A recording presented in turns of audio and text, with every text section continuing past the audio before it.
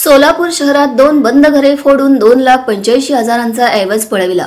सोलापूर शहरातील सम्राट चौक आणि सदर बाजार येथून दोन बंद घरात चोरी करून 2,85,000चा मुद्देमाल अज्ञात चोरट्यांनी चोरून नेला। याबाबत पोलीस स्टेशनमध्ये गुन्हा नोंद झाला आहे।